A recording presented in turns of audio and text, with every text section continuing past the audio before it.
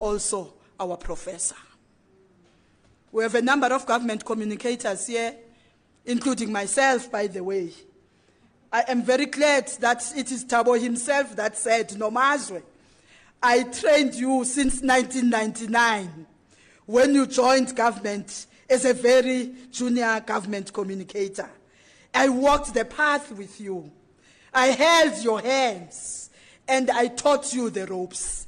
And he himself therefore said, on this very day of his official memorial service, I will be here to share the word of God, but also to say, I have also been directly impacted upon by Thabo Masebe's teachings. And I am also one of those who are rightfully saying right now, you can rest in Tate Masebe. Of course, we were never ready. Indeed, we were never ready. But who can come between intando kaNkulunkulu when the time has come, asiyazi thina, and yena uye wavuma xa esithi uThixo ngoku licesha lokuba ubuye ngeneno ari hulukile masimkhululeni ngoko, mkhululeni lusapho, baba mkhulula abantwana bakhe, mkhululeni bodade wabo, mkhululeni izinkokheli ebezisebenza naye, masimkhulule fellow government communicators, because indeed he has run his race, he has finished the course, and he has kept the faith. Let us pray.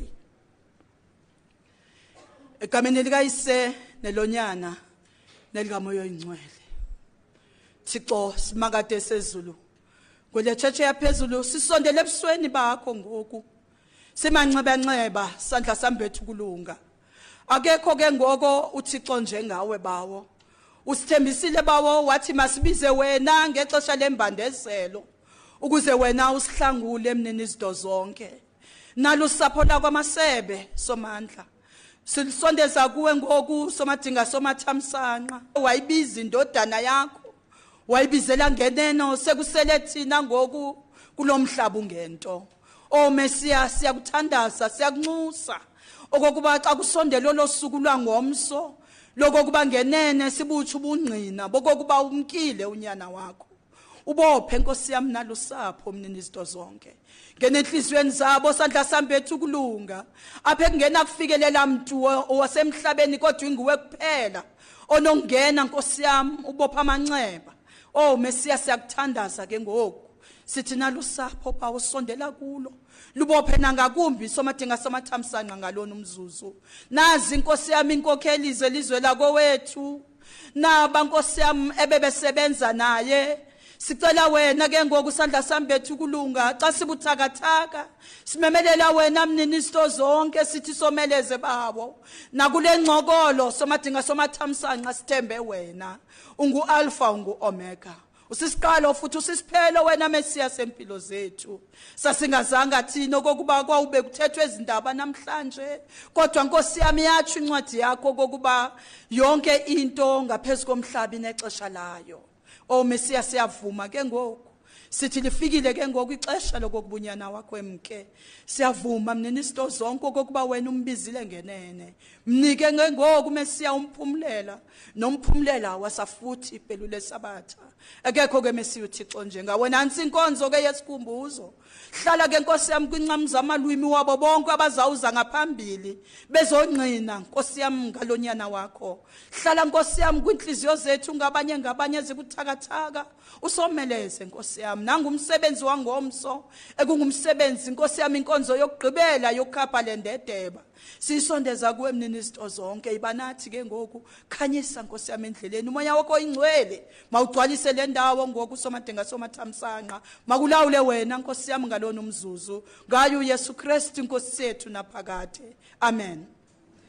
Iwile lembewo yawa yawa, oh yawa lembewo yawa yawe lemhla, iwile lembewo yawa yawa, oh yawa lembewo yawele mhlabe yawa lembewo yawa yawa oh yawa lembewo yawa yawele mhlabe othe yawa lembewo oh yawa lembewu yawele emhlabeni. Thank you very much, Program Director. Thank you.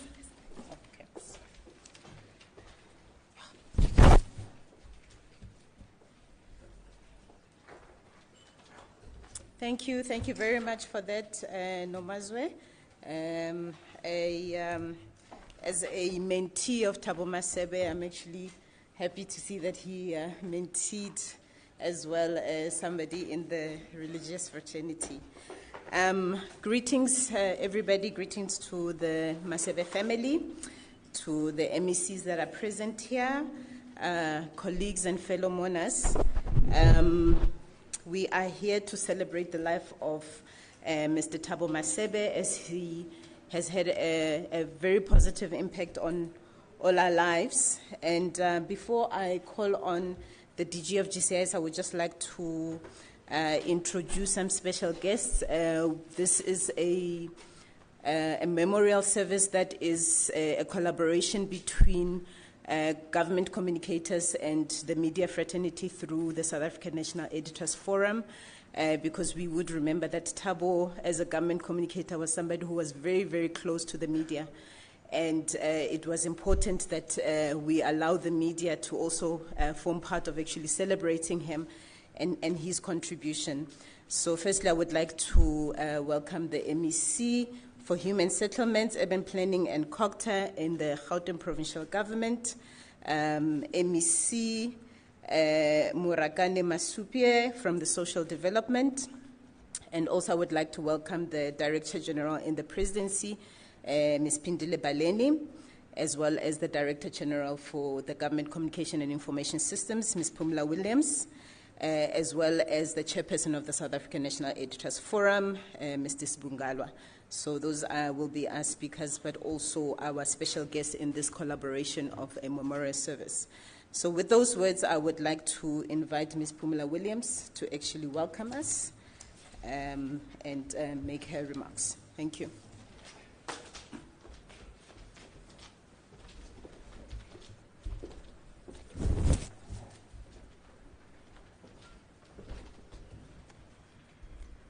Thank you very much, Program Director. A special greetings to the Masebe family, and may I also express my condolences once again. Let me also welcome the government communicators who came in their strides. Let me also welcome the government communicators from the province. And let me also thank the members of the media who agreed to partner with us as we celebrate the life of Thabo Masebe. We really appreciate Spu.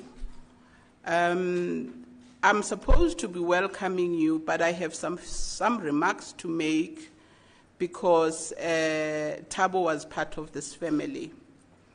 But I thought I wanted to start with my conversation with Thabo in the last month. I think, I don't know whether some people attended the same conference of the DPSA, where I had an opportunity to sit with Thabo probably half of the day, if not all. And our conversation started with our usual, catching up with our 10 babies. Wondering where they are, how are they faring, whether the birth certificates, Minister Masebe, Minister Mutwaledi finally handed them over. So it was quite a useful catching up. But a more serious conversation was around his near death. Thabo moved from the babies and started telling me of how he nearly died. and he was saying he got so ill that at some point he ended up in hospital, and he says that, Pumla, I promise you, I thought I'm gone. And as I was keen to hear how she then managed, and he said, Pumla, I woke up by hearing a soothing voice of my sister's. My sister was singing, and I don't singing, or whether the medication was working. But the soothing that I got from the voice of my sister, I didn't see her personally, but I heard the voice. And true to the visit we did in the last few days, the prayer we had visited the family, and the family is confirmed that this is what they used to do when they were going to visit Thabo. And it was an amazing a story of a bond of the Masebe family, especially the siblings. And I think we would like to, I personally would like to thank you. I think the bond that you had with your brother is something that he cherished to a point of even sharing it with me.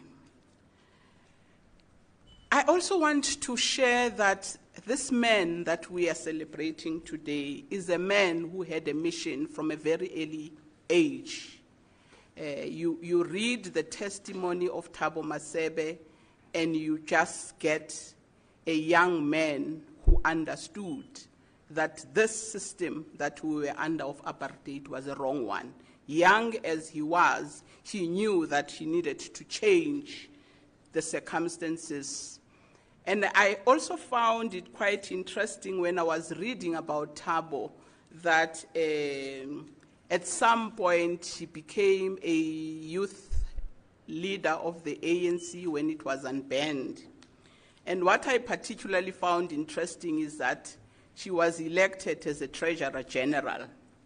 And I'll tell you why I found that interesting at a later stage. But I think we want to celebrate Thabo's wisdom, his calmness, his humble and unassuming human soul. Whoever who has interacted with Thabo will tell you the kind of a person that Thabo was. Thabo was the most disciplined public servant, the most dedicated public servant that this country has ever had. He understood the vital role of communication in advancing our democratic gains. He had a deep passion of conveying the government message to the people of South Africa. In his lifetime, Thabo was a public servant for the past 20 years or so. He has worked with the provincial government as a spokesperson of the former Premier of Gauteng, Bazima Chiriwa. He also migrated to the national. At some point, he became a head of media liaison in GCIS, which I will try and share with you our experiences with Thabo when he was part of this family. She then later became a government spokesperson of the former President Kgalema Motlanthe, and later became the government spokesperson of Gauteng. And at the time of his death, she was appointed as an acting director general, and it just tells you the kind of a caliber that Thabo was. Thabo took every task that he was given with the seriousness as if she's fighting a liberation struggle, even just in the public service. That's how serious Thabo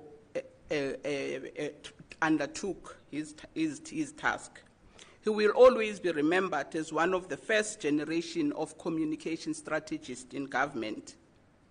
He was part of the team that shaped the government communication system as we have it today. At the heart of the system as we developed it, or this democratic government developed, was the fundamental constitutional values of transparency, openness, and accountability. And I think Thabo, if you were to sum up the kind of a communicator Thabo was, she actually embodied these constitutional values. Thabo was committed to direct and honest engagement, which was characterized by substance. Thabo never spinned, and I think a lot of people will tell you that Thabo never spinned. Thabo made sure when he engages with you, you come out quite enriched with the information that she provided. And I just thought I wanted to share also our experience. Thabo, I think a number of communicators here will not remember the time of Thabo. The post that Thabo held as the Chief Director responsible for media liaison, our job in GCIS was to coordinate the messaging. So there were these fortnightly meetings where we would call the heads of communication and reflect on how they conducted communication in the past 2 weeks and how they will proceed. Those who used to participate in those discussions in Midtown will tell you that Thabo would be the most quiet of the lot, but trust me, when he finally says something, will not hold punches. If he feels that statement that department issued was nonsense, Thabo will tell you, Chief, what were you trying to say there? Your statement was weak. The statement was not understandable. And people used to actually be angry about it, but fact of the matter, he was assisting them to fix it. And you would say your boss was terrible when he conducted the interviews.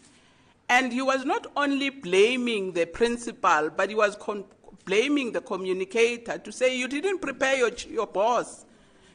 Don't come and say, no, I akafuna ukumamela. He would say that you did not prepare your boss. And equally, don't think that Thabo in those meetings is not going to go for media houses. And there's a term that I first heard from Thabo, lazy journalism. Thabo would actually say, this chief doesn't read. He doesn't understand what we are all about. And that's Thabo. Thabo is a kind of a person in those meetings where she will try and avoid getting the policies of government in its phone jargon way. She would listen and then she would say, how do you simplify it? How do you make it accessible to the people of South Africa? And I just thought that I needed to share the wisdom that used to come out from those fortnightly meetings. Those communicators that were with us at the time, they would have completely been enriched by those fortnightly meetings. And in those days, there was no virtual meeting, so at least we could see people face to face. But I also thought that we should also acknowledge we witnessed Thabo dealing with issues himself, and the most difficult ones. And the most recent that we will remember is the life esidimeni. Thabo was a human being. Thabo understood it's the most difficult topic, but she didn't shy away, but she spoke with compassion because she understood those families have gone through a lot. So they cannot afford to have a communicator who's arrogant, who's gonna say, you know, so what, it happened. But she spoke with compassion. And for me, I also want to say that those qualities are not qualities that you get at the university. And it's for me why I feel I want to pay tribute to his family, to pay tribute to those people who brought up Thabo, because that you will not get at any university. It's the humility and compassion is what you get taught at home, and to appreciate the others. And Thabo it's an amazing that you can go on about Thabo. Thabo was not a communicator, a shallow communicator. Thabo took interest in understanding the policies of government so that she can engage cleverly with a journalist. She can engage cleverly in the discussion. So I think she took all the trouble. And I did say, somebody was saying, are you that brave to say, sometimes Thabo disagreed with the policies of government. She would actually say, I don't agree with them. And it took a Thabo to be able to say those things. And I'm not sure whether she was sharing it with the colleagues from the media houses. But as I conclude, I also thought that I would be failing not to mention some of the lighter moments we had with Thabo Masebe. You know, Thabo liked good discussions, but there are discussions that we knew they brought Thabo to bits. They concerned budgets, procurements, environments, moving of funds from item A to item Z. That's the only time you will have Thabo dead quiet, because she found them quite boring. And I also want to say, you know, when Thabo joined, we had an item in our budget that was called entertainment allowance. And it was only in his section for, well, when they were motivating for it, is because I can actually speak very eloquently on that one because I was a CFO. They used to say, when you want to network with journalists, you need to have some bit of money to entertain them. Thabo spent a year without having used that money. And then I have a discussion. I said, Thabo, but do you need this thing? He says, no, but why do you need to entertain journalists? Don't they get paid? They should be paid. They must go and pay for themselves. They must go and use their money. She says, no, Pumla, I do entertain them. But they pay for themselves in the same way that I pay for myself. And that was the beginning of us to remove that item. To this day, you won't find it in GCIS. We don't have it. And communicators, if you still have it, remove it as part of celebrating Thabo's time. You don't need that entertainment allowance. Journalists get paid. That's what Thabo told me. The second thing that I knew Thabo hated with a passion is lawyers. We had a whole discussion to try and motivate that we want to have a legal unit. And Thabo kept quiet in this management meeting, quietly waiting to see where this discussion is going. And then eventually, when he realized that he's going to lose the fight, he raised his hand and he said, you know, the day you bring lawyers in this system, that's the end of communication. These guys will be arresting you left, right, and center. Just remove lawyers in communication. And obviously, I have to say she lost that fight, and we finally got a director of legal services. 2 months later, the person is in, she had to draft a legal opinion. It was a thick document, and it was presented, and Thabo says, I told you. You are all going to be in jail. You are not going to communicate, but this chap is going to make sure that you are in jail. And those were the moments of Thabo, and I would like to conclude by saying Thabo was so frank to be able to tell us that get lawyers away from you, to be able to be frank and transparent and admit when you have made a mistake instead of trying to apologize. So we'd like to celebrate Thabo's life, and we want to celebrate his integrity, his commitment, and serving the public service with distinction.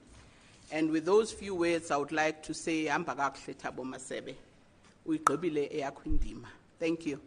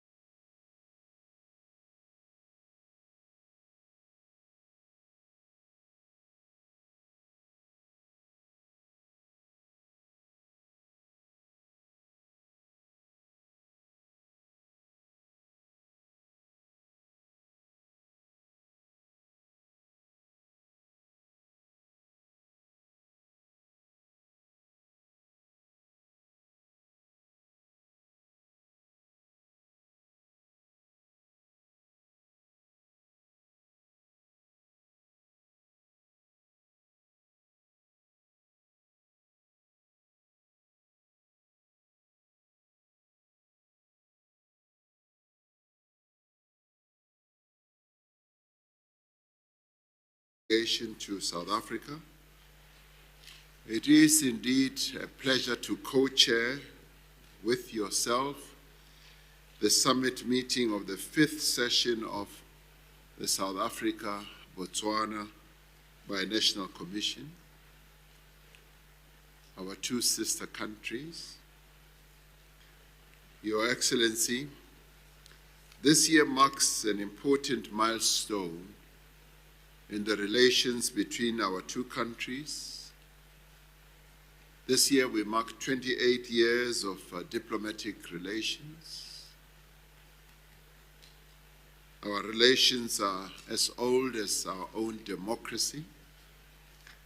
In occasions of this nature, evocation of historic memories is unavoidable, particularly in relation to the role that was played by Botswana alongside Gauteng Government Communicators Forum, so that he can explain to us as to what is it that they were trying to say to Bratti.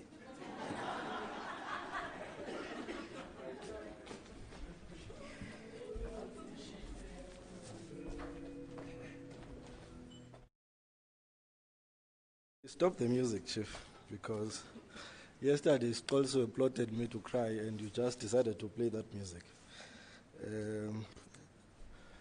Sanmonani, MEC, DG, DGs and the family, Spoke Oslo, and colleagues in the media, as well as my colleagues, government communicators. Well, I'm better, I think, today. Yesterday I got some sleep. I've not been sleeping since Monday. But yeah, we're here to celebrate the editor-in-chief. So that's what we ultimately call Bratti, and I'll explain why we called him the editor-in-chief. But I think if you have to look at Bratti and you have really spent enough time with him, and I think, Sis Pumla, you are quite correct, he was a revolutionary communicator. So they are communicators like, we get there. And the reason why I'm saying he was a revolutionary communicator, and is exactly, you are quite correct, because he belongs to that generation of President O.R. Tambo, the Young Lions. He was part of a generation of Siainyova. Now, that generation toyed around with death. So death and living was almost head or tail. Now, in the center of that were the people. So there's no principal or minister or a premier who can tell Bratti that people must not be in the center of what government does. And I think he had articulated that in many times. Well, I think we only later understood that he was a TG of the Youth League, well, practically, because he started to remove a whole lot of monies. And I think when we have to go and request the budget increase, DG, you'll know that communication never submitted any increase. And you continue to cut the budget, It's only when you understood that he was actually the TG of the ANC. And you are quite also correct, and I think a lot of people who have, including those families that were affected by life esidimeni, I think the manner that he handled that situation was one of the most humane things. And I'm saying, so it's two things possibly. Obviously, the father is a priest, maybe back home, there were particular, teachings. But also that generation is a generation in the center is about the people. So no government policy or no government politician can actually remove that. So he understood that the people are in the center of the revolution. The people are the revolution. So if you don't understand that, both as a communicator and those who are given the authority to run the affairs of the people, then you have missed the plot. And actually he has actually done that for the longest of time. And part of the issues that we really dealt with in Gauteng will have been the PPE scandal, and I think Brakeza is here. I kept on saying that you dedicated the whole year in Gauteng. Are you really saying there was nothing anywhere else? All your reports were about us, and you really plugged us into a serious situation.